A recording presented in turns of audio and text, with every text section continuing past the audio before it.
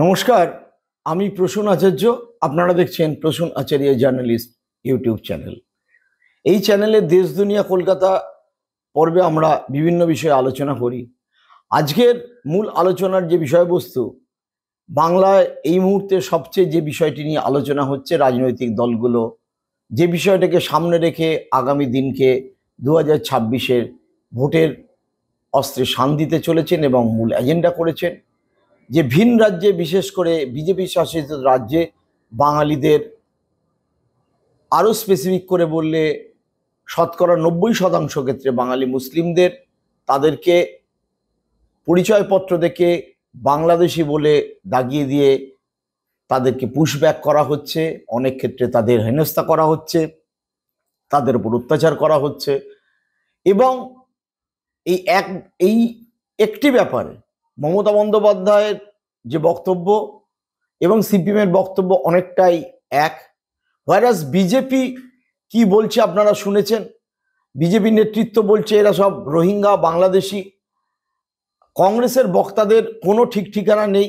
তাদের বক্তারা একরকম বলেন, নেতারা একরকম বলেন, টিভি চ্যানেলে একরকম বলেন, একেবারে কখনো, কারণ তাদের যে টিভি চ্যানেলের যাদের পায়ের তলায় জমি নেই, বাড়িতে বসে না, সন্ধ্যেবেলা টিভিতে বসেন, তারা বাস্তব সম্পর্কে জানেন না, কিছুই না। তাদের প্রবক্তা কারা, কি ব্যাপার বলতে পারবো না। আমি আজকের যে বিষয়ে আলোচনা করব, যে এই ঘটনা যখন ঘটছে, আমি আজকে কয়েকটি কাগজ থেকে সামান্য কিছু পড়ব। আমার মূল আলোচনার বিষয়বস্তু হচ্ছে যে মধ্যবিত্ত উচ্চবিত্ত হিন্দু বাঙালি আদৌ এই বিষয়টিকে কিভাবে দেখছে এবং তারা এটা নিয়ে সেভাবে কেন রিয়্যাক্ট করছে না, কেন তারা মনে করছে যা হচ্ছে ঠিক হচ্ছে।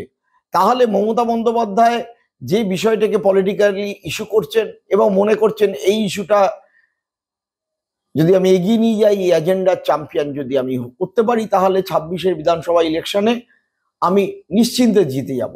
আপনারা জানেন গতকাল বীরভূম জেলায় তিনি ভাষা দিবস পালন করে পদযাত্রা করেছেন, সরকারি অনুষ্ঠান করেছেন এবং বিভিন্ন জেলা শহরে অলরেডি তৃণমূলের লোকেরা বেরিয়ে পড়েছে।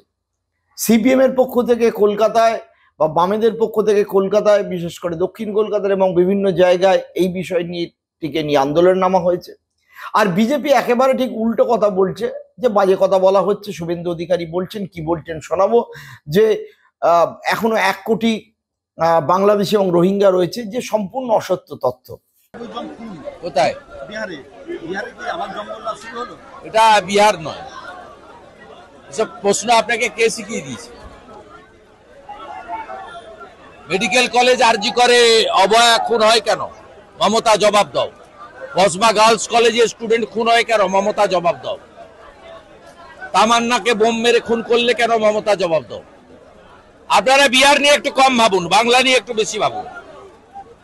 বিহারে ভাবার জন্য আছে নির্দিষ্ট চ্যানেল, যারা কলকাতা প্রেস ক্লাবে ডিনারের নামে মদ খায়, তাদেরকে ফিট করে এসব প্রশ্ন করা হয়। মুর্শিদাবাদ যেভাবে তৃণমূল কংগ্রেস বারবার প্রতিবাদ করছে, আদৌ কি রাজ্যে এসআইআর কার্যকর করতে পারবে কমিশন? কমিশন কি আদৌ এ রাজ্যে এসআইআর করতে পারবে? ইলেকশন কমিশন বুঝবে। আমরা বাংলাদেশি মুসলমান এবং রোহিঙ্গা মুক্ত ভোটার তালিকা চাই, বিহারের মতো পরিষ্কার কথা। আমি শুধু আপনাদের প্রথমে বর্তমান কাগজের একটা সংক্ষিপ্ত জায়গা পড়ে শোনাই। যারা বাংলা বললেই বাংলাদেশি ছাপ, পুলিশের অত্যাচারে গুরুগ্রাম ছাড়ছেন বাঙালিরা, দিব্যেন্দু বিশ্বাস আমার খুব পরিচিত সাংবাদিক, বেঙ্গলি মার্কেট থেকে রিপোর্ট করছেন। এদের কারো বাড়ি দক্ষিণ দিনাজপুর, কারো নদিয়া, কেউ থাকেন দক্ষিণ 24 পরগনা মুর্শিদাবাদে। সাধারণত প্রান্তিক স্তরের এই বাঙালি পুরুষরা সাফাই কর্মের সঙ্গে যুক্ত। কেউ সংলগ্ন বিলাসবহুল অভিজাত আবাসনের বাড়ি ধোয়ামোছা করেন। মহিলাদের অধিকাংশ গৃহ পরিচারিকা। মোটের ওপর নিস্তরঙ্গ জীবনে আচমকাই ঝড় তুলেছে এদের ক্ষেত্রে। হিন্দু মুসলিম উভয়ই এই ব্যাপারে শঙ্কিত। বেঙ্গলি মার্কেটের বাসিন্দা টাইটেলগুলো লক্ষ্য করুন। রাহুল সরকার, কৈলাস রায়, সোহেল রানা, আইনুল হকেরা বললেন, বাচ্চাগুলো স্কুলে পড়তো, ছাড়িয়ে নিয়েছি, বাংলায় ফের স্কুলে ভর্তি করতে হবে। শুক্রবার গুরুগ্রামের বেঙ্গলি মার্কেট এলাকায় গিয়ে আতঙ্কের ছবি আরো স্পষ্ট হলো। প্রায় 3000 বাঙালি পরিবারের বাস ছিল এখানে শুক্রবার, তা এসে ঠেকেছে 3 থেকে 4টি পরিবারে। দিন দুয়েকের মধ্যে তাও থাকবে না। পাশে থাকা মাস সাতেকের মেয়েকে দেখিয়ে বাসিন্দাদের একজন বললেন, বাচ্চাগুলোর জন্যই ভয় হয়, এখন শুধু ছেলেদের ধরছে, তুলে নিয়ে যাচ্ছে, মারধর করছে, এরপর বাড়ির মহিলা এবং বাচ্চাদেরও যদি রেহাই না দেয়। আমরা জানি যে মমতা বন্দ্যোপাধ্যায় ইতিমধ্যেই তাই টুইটারে একটি ছবি পোস্ট করেছেন কিভাবে মালদার চাচলের একজন পরিযায়ী শ্রমিকের বাচ্চা বউকে পর্যন্ত তুলে নিয়ে যাওয়া হয়েছে এবং তার উপর অত্যাচার করা হয়েছে। এই বর্তমান কাগজের যে রিপোর্টটি পড়লাম 26শে জুলাই, আমি এবার আনন্দবাজার পত্রিকায় আমারই এক প্রাক্তন সহকর্মী অগ্নি রায়ের রিপোর্ট পড়ে শোনাচ্ছি। সেই ক্ষেত্রে যে হিন্দু মুসলমান কিভাবে বিভাজনের রাজনীতি বিজেপি করছে, শুধু আমি কিয়দাংশ তুলে শোনাবো। এরা কারা? এরা বড়লোকদের বাড়িতে বাথরুম সাফাই করে। তাদের প্রশ্ন হচ্ছে, আমরা কি বাংলাদেশি? দিল্লির বড় বড় নেতারা তো 4 পুরুষ, আগের সব পরিচয়পত্র রয়েছে কি? কেন আমাদের মারতে মারতে তাড়িয়ে দেওয়া হচ্ছে? তার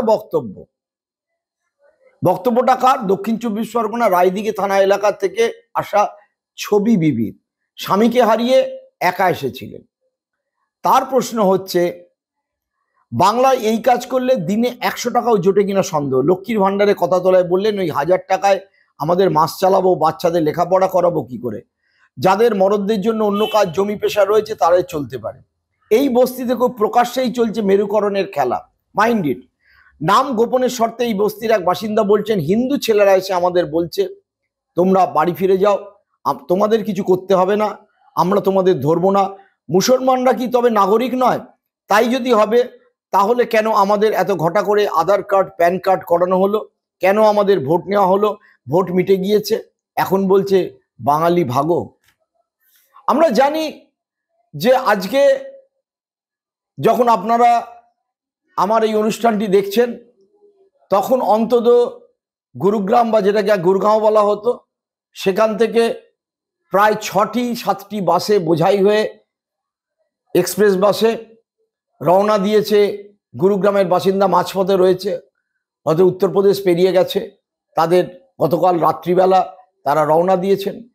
অর্থাৎ গুরগাঁওয়ের এই অংশ প্রায় শূন্য হয়ে যাচ্ছে। আমরা আর একটা রিপোর্ট পড়ে শোনাই আপনাদের, তারপরে বিষয়টি বলবো। যে বাংলাদেশের দৌড়ে দৌড়ে খাবার চাইছেন বীরভূমের 6 জন। এই ব্যাপারে 9 জুলাই এর মর্মে কলকাতা হাইকোর্টে হেভিয়াস কর্পাস মামলা দায়ের হয়েছে। হাইকোর্ট দিল্লি সরকারের কাছে কেন, কোন আইনে, কিসের ভিত্তিতে, এফআইআর ভিত্তিতে এই আটক এবং তার প্রক্রিয়া সংক্রান্ত 5টা গুরুত্বপূর্ণ প্রশ্নের উত্তর জানতে চেয়েছে। সেই সাথে এ রাজ্যের মুখ্য সচিব, স্বরাষ্ট্রমন্ত্রক ও দিল্লি সরকারের সঙ্গে সমন্বয় করে তথ্য জোগাড়ের নির্দেশ দিয়েছে। এবার মেয়ে জামাইকে কি করে ফেরত পাওয়া যাবেন? 1936 সালের যে জমির কাগজ, তা নিয়ে তারা দৌড়াদৌড়ি করছেন। সমস্যা হচ্ছে আরেকটি ঘটনা, আপনারা সেটা সকলেই জানেন, বহুল প্রচারিত হয়েছে। সেটা হচ্ছে মহারাষ্ট্রে ইতিমধ্যেই খুন হয়েছেন বাঙালি পরিযায়ী শ্রমিক আবু বক্কর, উত্তর 24 পরগনার বাসিন্দা। অজিত অঞ্জুম এই ব্যাপারে ডিটেল রিপোর্টিং তুলে ধরছেন বিভিন্ন ক্ষেত্রে। কিন্তু আমাদের সাধারণ মধ্যবিত্ত হিন্দু বাঙালি, উচ্চবিত্ত হিন্দু বাঙালি বিষয়টিকে মানতেই চাইছেন না। আমির শেখকে যেভাবে পুশব্যাকের নামে পেলোডারে তুলে বিএসএফ ছুঁড়ে ফেলে দিল বাংলাদেশ, এবং তারপর কি করে হাউ হাউ করে কাঁদতে কাঁদতে সে বলেছিল যে কিভাবে তাকে ধরে আনা হলো, সমস্ত দেখানো সত্ত্বেও বেদম প্রহার করা হলো, সমস্ত কাগজপত্র ডকুমেন্ট, জমির ডকুমেন্ট সত্ত্বেও কোনো কথা না বলে তাকে পেলোডারে তুলে বাংলাদেশে ছুঁড়ে ফেলে দেওয়া হয়েছে। কোথায় আছে না আছে কোনো ঠিক ঠিকানা নেই। আমার প্রশ্ন, এই কাজ কেন করছে, কি ডিজাইনে করছে, এ নিয়ে আমরা আলোচনা করেছি। এটা ঘৃণার রাজনীতির একটা চরম ডিজাইন, ফ্যাসিস্টিক পদ্ধতি, যেটা আজকে বিজেপির নরেন্দ্র মোদী এবং অমিত শাহরা গ্রহণ করেছে। তাতে বাঙালিদের ওপর অত্যন্ত হচ্ছেই, মুসলিমদের পার্টিকুলারলি বেছে নিয়ে, একই সাথে তামিল, মারাঠি, বাঙালি এবং বিহারের যে অংশ গরিব তবকা মানুষ, যারা মুসলিম, যারা দলিত, যারা এক্সট্রিম ব্যাকওয়ার্ড কাস্ট, তাদের উপরেও একই জিনিস হচ্ছে। এসআইআর, স্পেশাল ইন্টেন্সিভ রিভিশনের নামে ভোটার তালিকা থেকে কুচকুচ করে তাদের নাম বাদ দেওয়া হচ্ছে।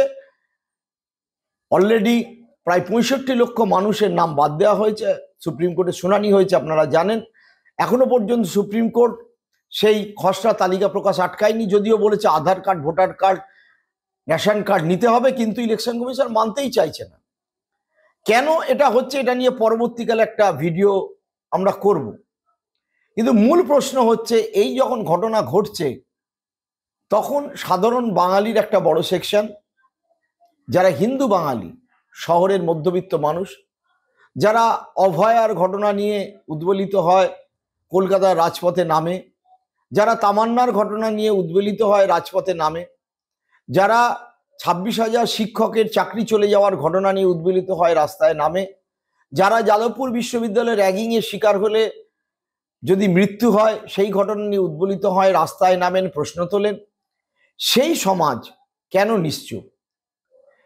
আমার প্রাথমিকভাবে এই হিন্দু মধ্যবিত্ত উচ্চবিত্ত শ্রেণীর সাথে কথা বলে, আমি নিজেও সেই শ্রেণীরই একজন প্রতিনিধি, মনে হয়েছে বিগত 10 বছর ধরে মমতা বন্দ্যোপাধ্যায়ের সরকারের দুর্নীতি, কাটমানি খাওয়া, অনুব্রত মণ্ডল থেকে শেখ শাহজাহান, স্কুল নিয়োগ দুর্নীতি চরম, অর্পিতা এবং পার্থ চট্টোপাধ্যায় জেলে যাওয়া, শিক্ষামন্ত্রীর জেলে যাওয়া, খাদ্যমন্ত্রীর জেলে যাওয়া, সব মিলিয়ে এই হিন্দু উচ্চবিত্ত মধ্যবিত্ত যে বাঙালি সেকশন, যাদের একটা বড় সংখ্যক ছেলে, তারাও পরিযায়ী, মানে গতরে খাটা নয়, মস্তিষ্কে খাটা শ্রমিক, আইটিতে চাকরি করেন, কেউ হায়দ্রাবাদে থাকেন, কেউ পুনায় থাকেন, কেউ ব্যাঙ্গালোরে থাকেন, কেউ দিল্লিতে থাকেন, কেউ গুরগাঁও, কেউ নয়ডা, দেশের মধ্যে যারা থাকেন বা অন্য জায়গায় থাকেন, কিছু সেক্টর 5-এও চাকরি করেন, অবশ্যই করেন, এবং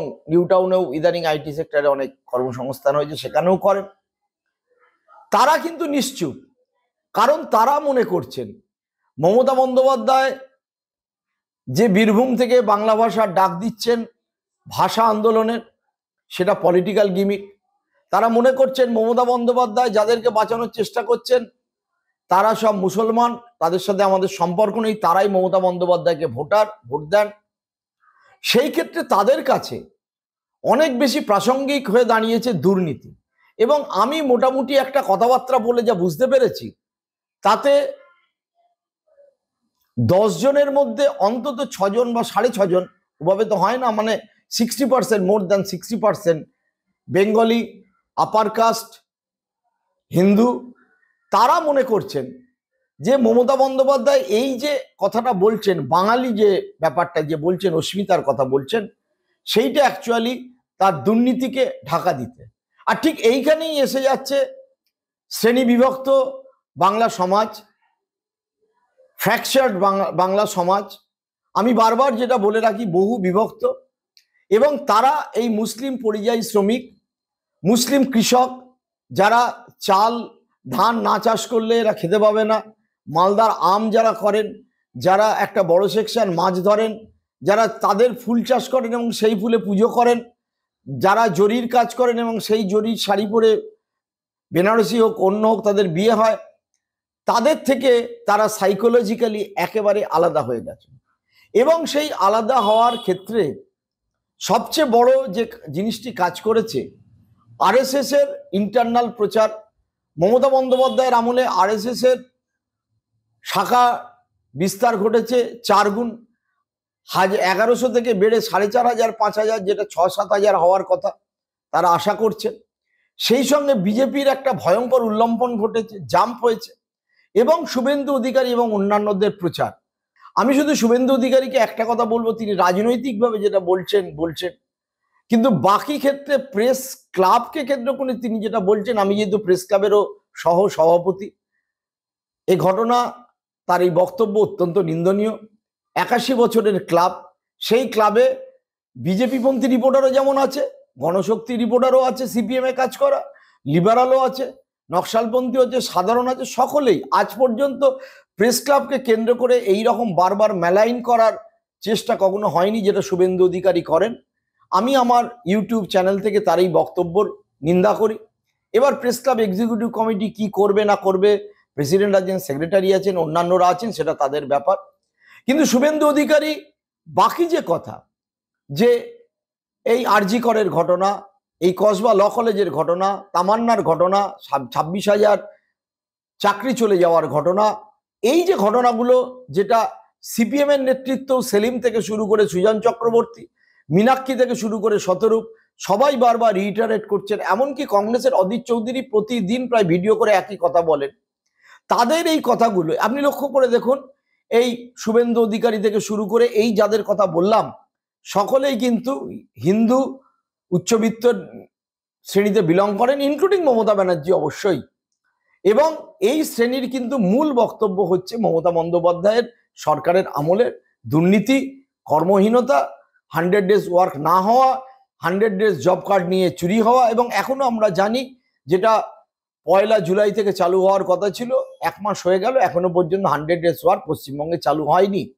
অথচ মমতা বন্দ্যোপাধ্যায় বীরভূমের সভা থেকে বললেন পরিযায়ীরা ঘরে ফিরে আসুন, আমরা তাদের জব কার্ড দেবো, অন্যান্য কাজ দেবো। তিনি তার মতো ইলেকশনে সত্যি কথা মিথ্যে কথা, সত্যি মিথ্যে মিশিয়ে নানা কথা বলছেন, সে প্রসঙ্গ আলাদা, সেই প্রসঙ্গে আমরা পরবর্তীকালে একাধিকবার আলোচনা করব।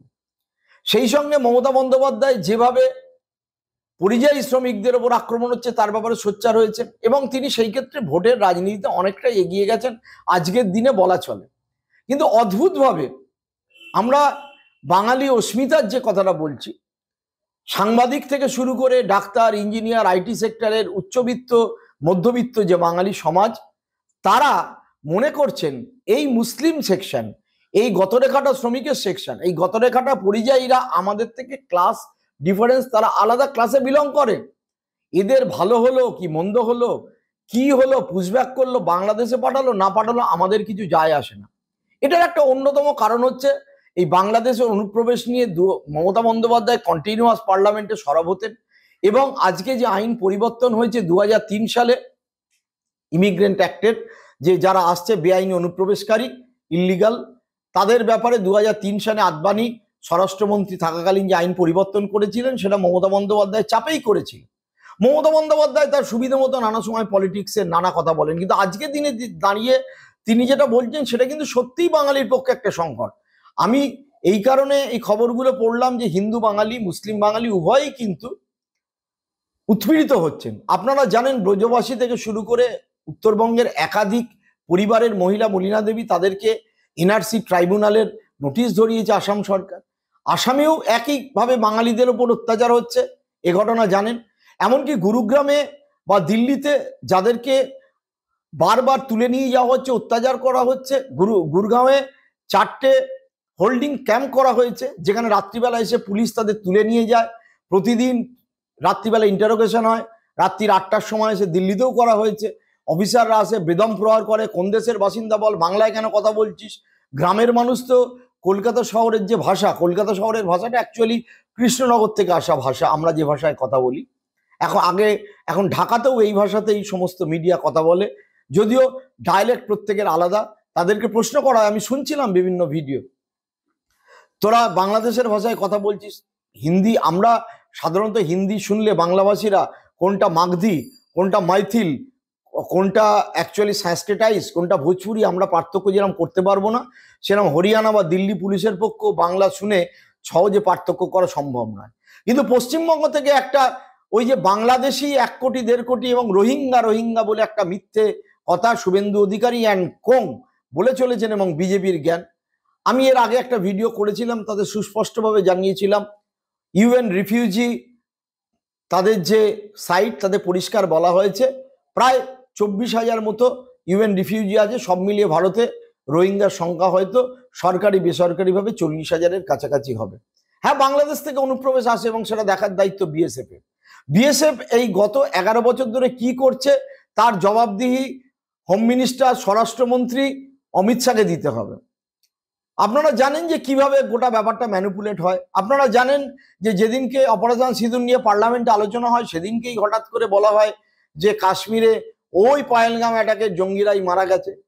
এটাকে বলা হয় কি জানেন তো, ম্যানুফ্যাকচারিং কনসেন্ট, অর্থাৎ খবর তৈরি করা হয়। এবং বাঙালি চ্যানেলগুলো প্রথমে এই খবর দেখাচ্ছিল না, কারণ তারা অধিকাংশই বিজেপি দ্বারা পুষ্টিকরণ, পোষিত। কিন্তু বাধ্য হয়ে তারা যেহেতু মানুষের চাপ সোশ্যাল মিডিয়া তুলে ধরছে, অজিত অঞ্জুমের মতো লোক তুলে ধরছে, বিবিসি দেখলাম তারাও তুলে ধরছে এই বাঙালির ওপর অত্যাচারের কথা, কিন্তু পশ্চিমবঙ্গের মধ্যবিত্ত উচ্চবিত্ত বাঙালিরা চুপচাপ বসে রয়েছেন, তারা দেখছেন। তার কারণ হচ্ছে বাঙালি সমাজ ভয়ঙ্করভাবে দ্বিধাভক্ত, এবং আমি মনে করি এই উচ্চবিত্ত মধ্যবিত্ত যে সমাজ, তারা ভার্চুয়ালি গরিব মানুষের, আরো স্পেসিফিক করে বললে গরিব মুসলিমদের শ্রেণী শত্রু হিসেবে দেখেন। তাই জন্যেই তারা কিন্তু এই ব্যাপারে সম্পূর্ণ নীরব। আপনি মমতা বন্দ্যোপাধ্যায়ের দুর্নীতির বিরুদ্ধে নিশ্চয়ই বলতে পারেন, বলবেন, রাস্তায় নামবেন, সে নিয়ে তো কারোর কোনো বক্তব্য নেই। কিন্তু আপনি বাঙালিদের উপর অত্যাচারটাকে মিঠুনের মতো উড়িয়ে দেবেন, বা ওই একজন লেখিকা, আমি যাকে খুব গুণমানের লেখিকা বলি না, এবিপি আনন্দে মাঝে মাঝে যান, তারা নানা রকম কথা বলবেন, এবং কিছু কিছু সাংবাদিক নানা রকম পোস্ট দেবেন যে আমি তো অমুক জায়গায় কাজ করেছি, তমুক জায়গায় কাজ করেছি, আমাদের তো কিছু হয় না। আর শুভেন্দু অধিকারী সেটা করবারেট করবেন, প্রেস ক্লাবকে গালাগাল করবেন। এইভাবেই মধ্যবিত্ত বাঙালি সমাজ, হিন্দু বাঙালি সমাজ, আরো স্পেসিফিক্যালি মধ্যবিত্ত মুসলিম বাঙালি সমাজও রয়েছেন, তারা আশঙ্কিত। তাদের মধ্যে সরকারি অফিসার রয়েছেন, তাদের মধ্যে ব্যবসায়ী রয়েছেন, তাদের মধ্যে সাংবাদিক রয়েছেন। আমি তাদের সাথে কথা বলে বুঝতে পেরেছি পশ্চিমবঙ্গে এই মধ্যবিত্ত উচ্চবিত্ত হিন্দু সমাজ এবং মধ্যবিত্ত উচ্চবিত্ত মুসলিম সমাজের মধ্যে যে একটা নৈকট্য, একটা ভাবনার আদান প্রদান সৃষ্টি হয়েছিল, সেটা সম্পূর্ণভাবে এই বাঙালি উৎপীড়নের দায়ে প্রায় ভেঙে পড়ার মুখে দাঁড়িয়েছে। আপনারা ভাবুন, আপনাদের ভাবতে হবে।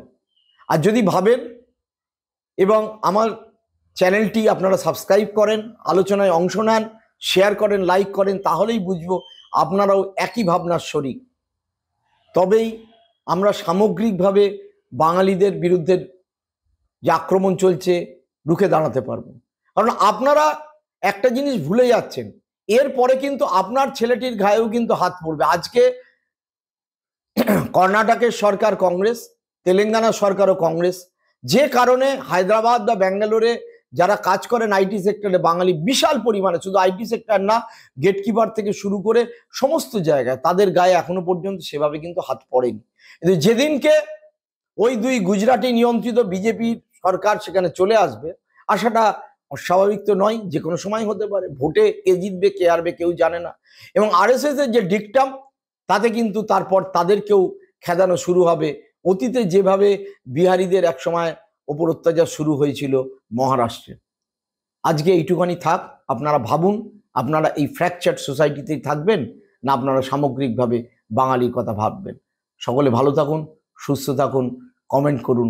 ভিডিওটি ভালো লাগলে ভাবুন, ভাবার জন্য আপনাদেরকে অনুরোধ করছি। নমস্কার।